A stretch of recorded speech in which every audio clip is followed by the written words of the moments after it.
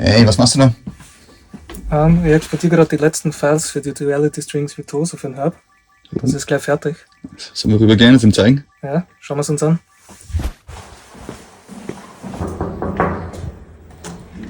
Hallo Herb. Die Samples von den Duality Strings Virtuoso werden ready. Okay. Was? Generell war es ja eh super in der Zeit. Gell? Ja, das ist schon alles ganz gut ausgegangen diesmal. Fangen wir mit was Unspektakulären an, scheinbar unspektakulären Martellator.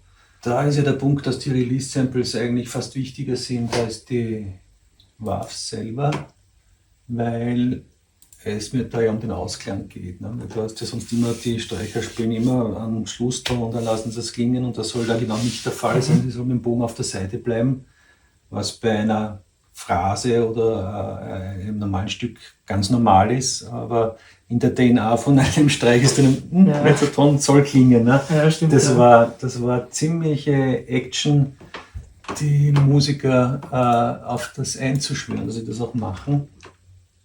Aber hat gut funktioniert, also klingt ganz gut, was ich bis jetzt gehört habe. Ja, und die Idee dahinter ist ja, dass man damit dann auch schnellere Passagen spielen kann, ohne dass sich die Nachklänge, die die Instrumente erzeugen, sich nicht aufschaukeln, aber halt sehr wohl der Raum-Nachklang da ist, den man halt braucht, damit das halt gescheit klingt. Ja,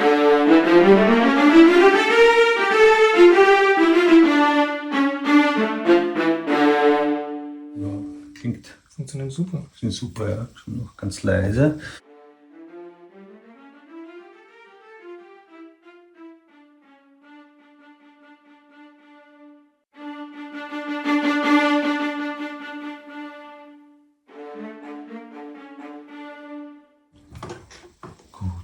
Habt ihr viel putzen müssen bei den Nachklängen, bei den Martellators oder waren Sie diszipliniert?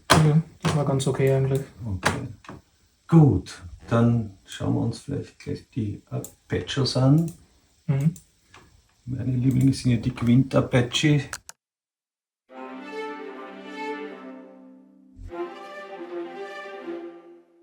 Und habt ihr bei den Arpeggios immer die vollgespielte Länge nutzen können oder habt ihr was rausnehmen müssen? Oder? Wir haben eigentlich bei den meisten Samples fast immer alles nutzen können. Okay. Manche Samples haben wir ein bisschen korrigieren müssen, aber großteils war wunderbar. Und das Timing ist natürlich wichtig und da zeigt sich dann, wenn man lang hält und dann überblendet, ob sie synchron bleiben. Schauen wir mal.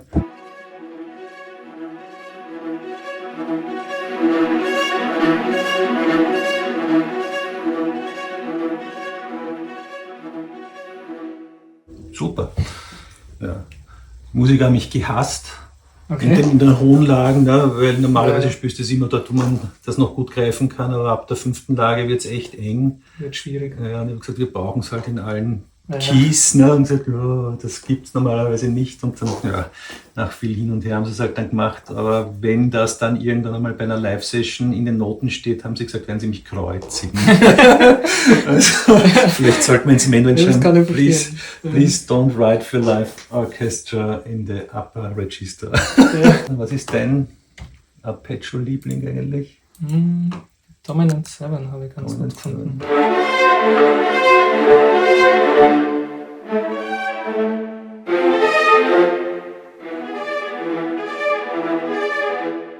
Und fertig ist die Komposition. Haben wir da auch noch den Loop synchron checkt.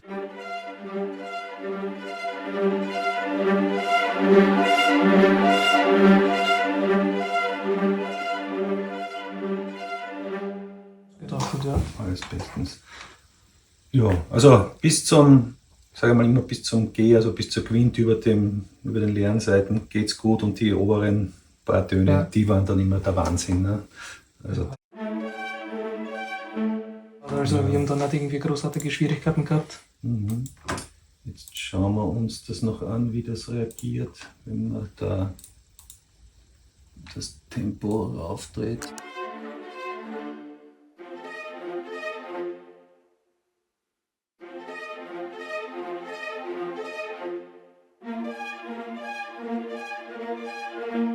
Das ist so witzig, dieses Time-Stretching funktioniert immer so weit eigentlich ganz gut, wie es die Spieler auch im wirklichen Leben vielleicht noch spielen könnten. Ja.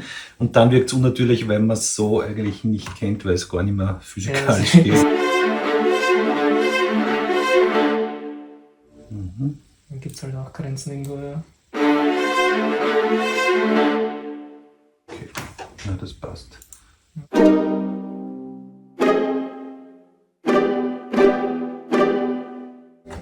Okay.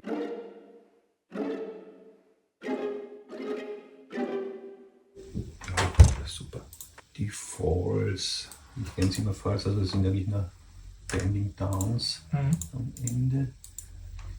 Die haben ja eine History, aber auch jetzt wie endlich einmal Artikulation haben, die dem entspricht, was der David Arnold in Stargate verwendet hat bei den Streichern, um diesen Orient-Charakter zu erzeugen.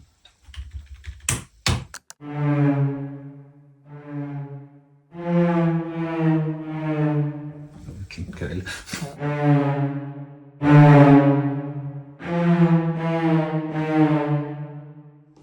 So braucht jetzt die längeren. Also ich finde, dass sie halt vor allem im tiefen Register am besten zur Geltung kommen. Da hat man nicht sofort das Gefühl, es ist so disco-mäßig, sondern es hat irgendwie dieses leicht schräge. Wenn an sich klingen. Genau.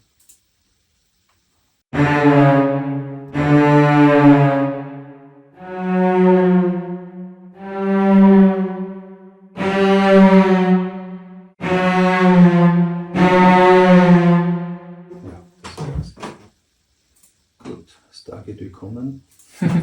Saltando.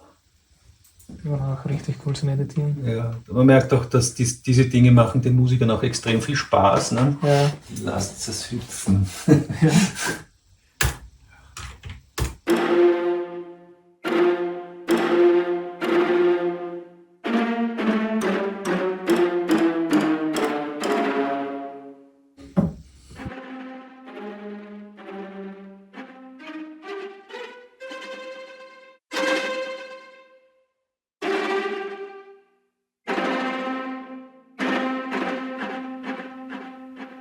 Super.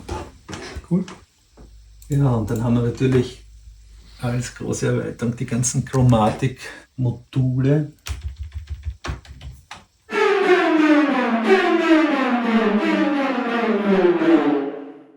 Also bis jetzt war nichts zu hören, wo irgendein Problem gewesen wäre, dass wir was nachkorrigieren müssen.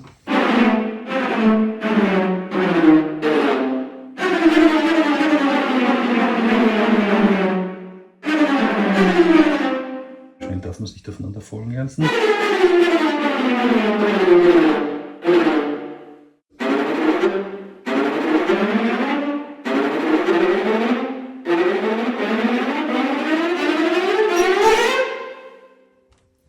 Ja, man merkt, dass sie gefordert sind, aber das ist gut. Ja. Okay. Klingt aber auch gut. Klingt auch gut. Hören wir uns noch kurz die ganz langsamen Glissandi an. Rauf oder runter, darfst du das aussuchen. Rauf, glaube ich, ist cooler bei denen.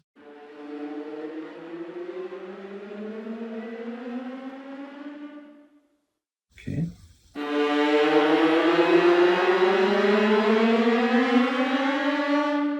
Das will aber trotzdem Down auch hören. Okay. Aber das machen wir dafür im Tremolo. Da ist immer die Schwierigkeit bei den ganz langsamen Dingen, dass die halt halbwegs synchron bleiben. Aber andererseits macht es dann ja auch den Reiz aus, dass sie nicht hundertprozentig komplett in Tune immer sind. Ne?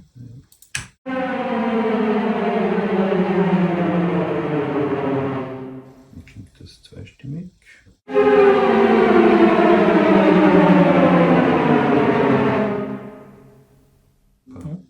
Sind sogar gleich lang. Auf das haben wir geschaut, ja. Ja. Also da habt ihr dann, wenn es Abweichungen gab, geschaut, dass die keine Überhänge haben oder solche Sachen. Die groben Sachen auf jeden Fall, ja. Super. Naja, ich würde sagen, einmal noch alles durchhören und dann raus damit, oder? Super Arbeit. Ja, danke schön. Danke, Patrick. Und? Ja, ich glaube, es passt alles für ihn.